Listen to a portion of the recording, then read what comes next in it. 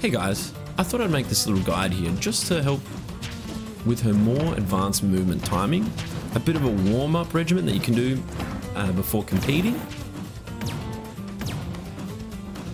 and just an overall guide to make her feel a little less clunky and make her look like she's got a bit more schmoozing. One thing I think you should always warm up with is raring. This should be very consistent as Samus gets a lot out of her bears. The movement timing for this is holding forward, flicking the movement backwards whilst pressing jump, and then holding forward again to continue the drift. This will turn your character backwards, allowing you to perform aerials backwards. B reversing is pretty simple. You hold your momentum forward, you press B, and then you flick back in a tight window.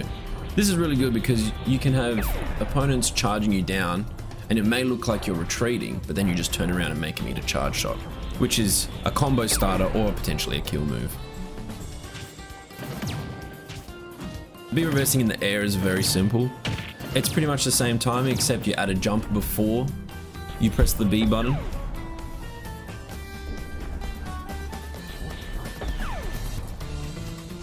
B reversing off the ledge, I didn't think I need to put input timings. It's just B reversing on the ground, but you're falling off a ledge really. This is really handy because you can catch opponents who think they might be safe underneath you, and it's a very quick option to get your charge shot out. Once you start feeling more confident with the movement, be sure to play around a little bit on Battlefield, play a little game of the floor is lava with the platforms, and just really just experiment with how you feel the movement is.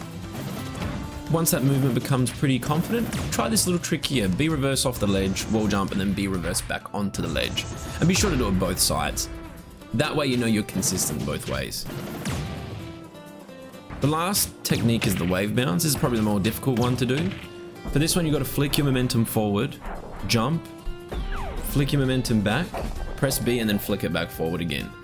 This is a very tight window. It can look really cool and catch your opponents off guard.